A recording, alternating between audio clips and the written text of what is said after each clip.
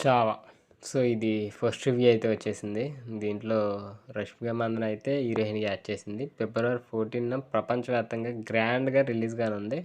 So, Chhatrapati Sambhaji Maharaj జీవితంలో జరిగిన కొన్ని కీలకమైన సంఘటనల ఆధారంగా ఈ సినిమా అయితే తీశారు. సో, ఈరోజు వీడియోలో ఈ ఫస్ట్ రివ్యూ తెలుసుకునే ముందు కొత్తవారు మన ఛానల్ చూసినట్లయితే మూవీ రివ్యూస్ కోసం ఛానల్ తప్పకుండా సబ్స్క్రైబ్ అయితే చేసుకోండి.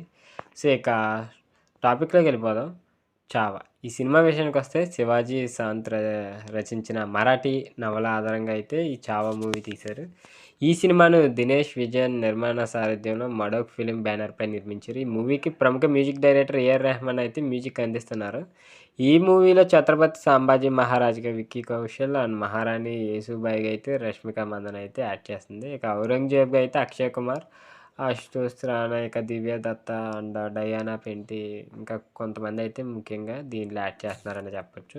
సో, ఇక చారిత్రక నేపథ్యంగా రూపొందించిన ఈ చావా సినిమాను అత్యంత భారీగా నిర్మించారు. భారీ సెట్స్ అండ్ పురాతన కాలం కాస్ట్యూమ్స్‌ని అయితే డిజైన్ చేశారు. అలాగే టాప్ యాక్టర్‌లో టెక్నీషియన్స్ అయితే పనిచేశారు. అలాగే దేశవ్యాప్తంగా ఈ సినిమాని క్రేజీగా ప్రమోట్ చేశారు. దాంతో ఈ సినిమా బడ్జెట్ మరింత భారీగా పెరిగిపోయింది. సో, ఈ సినిమాను సుమారు 130 కోట్ల రూపాయలతో అయితే నిర్మించినట్టు ట్రేడ్ వర్గాలైతే చెప్తున్నాయి. ఇక చావా మూవీని దుబాయ్‌కి చెందిన critic Kumar Sandhu censor report premiere షోదైతే ఇచ్చేశారు. ఇక రష్మిక యాక్టింగ్ చేసిన ఈ సినిమా యావరేజ్‌గా కూడా లేదని అయితే షాకింగ్ కామెంట్ చేశాడు. ఈ మూవీ చాలా లౌడ్‌గా, ఇరిటేటింగ్‌గా ఉందని అయితే కామెంట్ చేశాడు. ఇక ఈ సినిమా అంతగా ఆకట్టుకునేలా ఉండదనే విధంగా ట్వీట్లు చేస్తున్నాడు.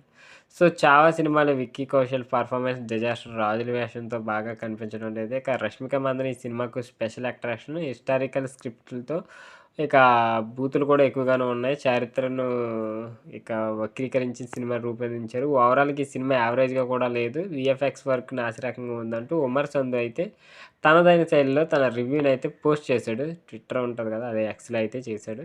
సో, ఇప్పుడు ఉమర్ సంధు ఇచ్చే రివ్యూలు అంచనాలకైతే దూరంగా ఉంటున్నాయి. అంతే ఎక్కువ కొందరిని టార్గెట్ చేసి రివ్యూ ఇస్తారనే వాదన సోషల్ మీడియాలో ఉంది. ఈ క్రమంలో చావాపై కూడా ఆయన ఇచ్చిన రివ్యూని జాగ్రత్తగా పరిశీలిస్తానన్నారు. ఇక ఈ మూవీని ఎలా ఉంటదనేది సినిమా రిలీజ్ తర్వాత తెలుస్తుంది. ఇక థియేట్రికల్ ఎక్స్‌పీరియన్స్‌లో అయితే ఉన్న సినిమా అనే ఫీలింగ్‌ని ట్రైలర్‌లో, ప్రమోషనల్ కంటెంట్ ద్వారా అయితే స్పష్టమవుతుంది. బట్ ఇతను ఏ రివ్యూలు ఇచ్చినా ఇలాగే ఇస్తాడనుకోండి. దీని గురించి ఏం పెద్ద పట్టించుకోవసరలా. సో, ఇది వీడియో నచ్చినట్లయితే తప్పకుండా లైక్ చేయండి. ఇలాంటి మూవీ అప్డేట్స్ కోసం మన ఛానల్ తప్పకుండా సబ్స్క్రైబ్ అయితే చేసుకోండి.